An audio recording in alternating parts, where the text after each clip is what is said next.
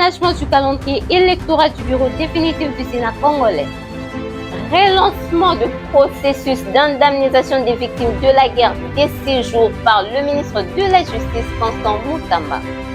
Début de la formation professionnelle en esthétique et coiffure à l'ONG La Case de Femmes et Enfants Vulnérables. Mesdames et messieurs, bienvenue dans le journal de La Case. Élection du bureau définitif de la Chambre haute du Parlement congolais a été reprogrammée pour le 10 août après un consensus entre la majorité et l'opposition. Élément signé Rose Kiamousoki. Un nouveau calendrier réaménagé pour élection du bureau définitif du Sénat vient d'être publié par le bureau d'âge de la Chambre haute du Parlement.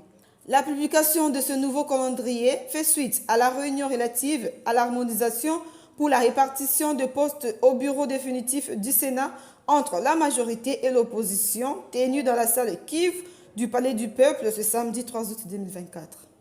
Devant la presse de la ville de Kisangani, le ministre d'État en charge de la justice, Constant Moutamba, annonce la suspension de la directrice de l'administration du centre pénitentiaire de la prison de Kisangani pour détournement de fonds et de biens alloués aux prisonniers. Images et commentaires, Manassé Loukano.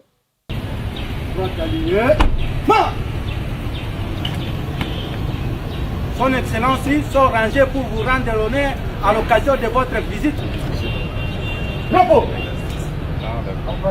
En ces jours de travail, dans le chef-lieu de la Tchopo, le ministère de la Justice a annoncé ses premières mesures prises dans la ville Boyomès après avoir visité la prison centrale.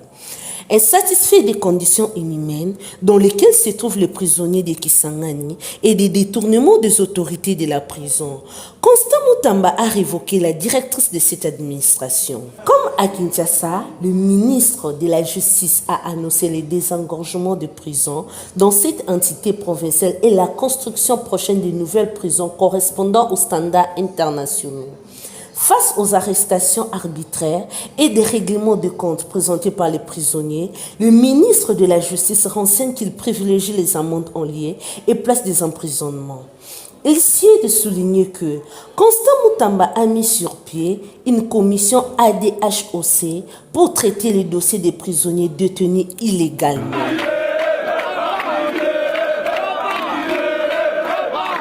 Restons toujours dans la province de la Tchopo. Constant Moutamba, ministre de la Justice, a relancé ce 3 août 2024 à Kisangani le processus de l'indemnisation des victimes de la guerre des 6 jours entre l'Ouganda et le Rwanda en juin 2000. Images et commentaires de Yasmine Sona. Soupçonné de malversation financière et de mauvais traitement des dossiers des victimes par la coordination de fonds spéciaux de réparation et de l'indemnisation aux victimes des activités illicites de l'Ouganda, FRIVAO en sigle, le ministre de la Justice congolais Constant Moutamba avait suspendu en début juillet le processus d'indemnisation. 130 millions de dollars ont déjà été payés par l'Ouganda à la République démocratique du Congo comme indemnisation sur 325 millions exigés par la condamnation de la Cour internationale de justice.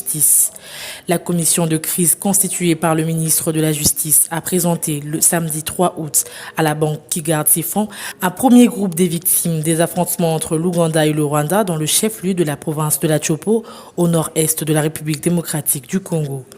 Signalant que les sommes de l'indemnisation ont été décuplées alors que d'autres victimes de la province de la Tchopo et de 3 autres provinces ne sont pas encore identifiées.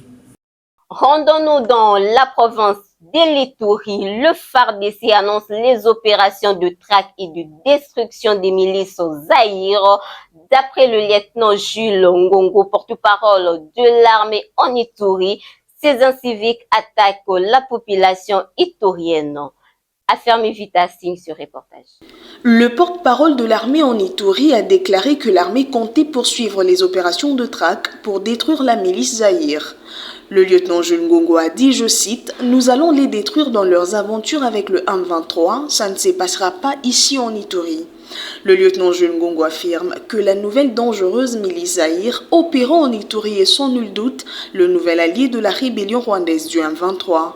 Jules Ngongo poursuit son speech en ce mot, quoi qu'il en soit, quoi qu'il en coûte, les forces armées de la RDC sous le commandement du gouverneur Luboya sont déterminés et résolument décidés à poursuivre tout ce criminel et le mettre hors d'état de nuire et mener les offensives de manière brutale en Ituri.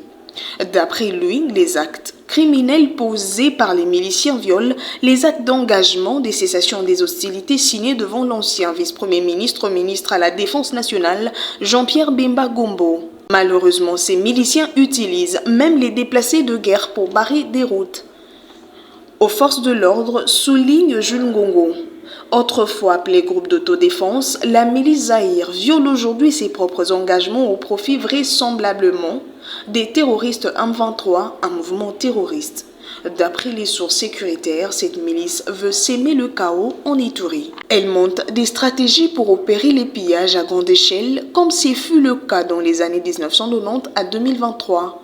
Le mode opératoire de ces miliciens est le mensonge, la manipulation et la victimisation, couplée à la désinformation et la dénaturalisation des faits. L'actualité, c'est aussi le député honoraire Claudel Lobaya qualifie les menaces de membres de l'Union pour la démocratie et progrès social IDPS en sigle parti au pouvoir comme étant outrage extrêmement contre le commissaire divisionnaire adjoint de la ville de Kinshasa, Blaise Kilibalimba. Images et commentaires Manassé Lukano. Il s'agit d'un outrage à agents investis de l'autorité publique. Acte d'une extrême gravité auquel la justice doit réagir avec la plus grande fermeté. La réaction au nom du pouvoir judiciaire à ces comportements inciviques permettra aux citoyens de mesurer le niveau de l'effondrement de l'État de la République, de la justice et de l'État de droit, a-t-il déclaré. Dans sa vidéo devenue virale sur la toile, Joël Kitenge, membre de l'IDPS, menace ouvertement Blaise Kilibalimba après le démantèlement et l'arrestation de quelques membres de la force du progrès considérés par d'aucuns comme un réseau de gangs de l'IDPS. Au travers de la séquence, Joël Kitenge promet au commandant de le faire sauter si ces derniers s'en prend au pouvoir. Santé à présent, Maître Chalère Moudi Boubapeti a créé un centre hospitalier dénommé Tolobelangaba dans le souci d'aider la population de la commune de Ngaba. Une cérémonie d'ouverture a été faite. Suivez ce reportage de Chris Kambidi et de Rose Kiamsoke. Une cérémonie d'ouverture du centre hospitalier Tolobelangaba a été organisée ce dimanche 4 août 2024 dans la commune de Ngaba sur l'avenue Bokala. Dans son souci d'aider la population de ces coins, M. Moudjibou Bapete, appelé communément Maître Chalère, qui est le président de l'association Tolobelangaba, n'a pas manqué de mots. Donc, centre Oyo, eza kaka pona bamama Tolobelangaba te. Centre eza pona batunyonso. Toloba de Kobota eza ofele na mutunyonso. Signalons que ce centre hospitalier met en promotion pendant toute une semaine. Toutes les consultations sont gratuites ainsi que la maternité.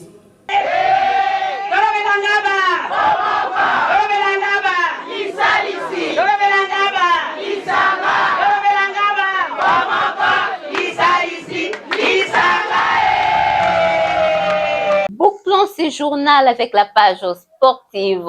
Le boxeur congolais Martin Bakole s'est imposé devant son adversaire, l'américain Jarrell Anderson, la nuit du 3 au 4 août 2024 à Los Angeles. Nous sommes aux États-Unis. Images et commentaires, Manassé Lukan. Get ready to, as they say, rumble in LA, because that's what these two... Pour ces face-à-face très attendus dans le monde de la boxe mondiale, les natifs de Kananga, en République démocratique du Congo, n'a laissé à son adversaire du jour, Jarrell Anderson, qui l'a battu au 5e round par KO technique sur décision de l'arbitre. Confiant et sûr de lui, Martin Bakole continue sa conquête du titre du poids lourd et ne compte pas s'arrêter là. Après des batailles contre quelques Européens et Africains, le Congolais veut se faire découvrir partout, cette fois-ci c'est en Amérique. Je suis prêt et je défie quiconque. Comme depuis plusieurs mois, je me sens prêt à affronter n'importe quel adversaire de ma catégorie, que ce soit ici, aux États-Unis ou ailleurs. Je lance mon défi ici sur le ring et les boxeurs qui se croient forts peuvent venir relever le défi. A-t-il déclaré le champion Martin Bakole sur le ring après son combat. Par ailleurs, Notons que le succès permet également au pugiliste congolais d'encaisser une cagnotte de 200 000 $, alors son adversaire en a gagné 350 000 $. Le combattant congolais est classé premier au ranking de la WBA et veut aller conquérir toutes les autres fédérations. Son objectif reste le titre de champion du monde chez les poids lourds. Heavyweight champion Martin Bakuli. Mesdames et messieurs, ce journal est terminé. Merci de nous avoir suivis et très bonne suite du programme.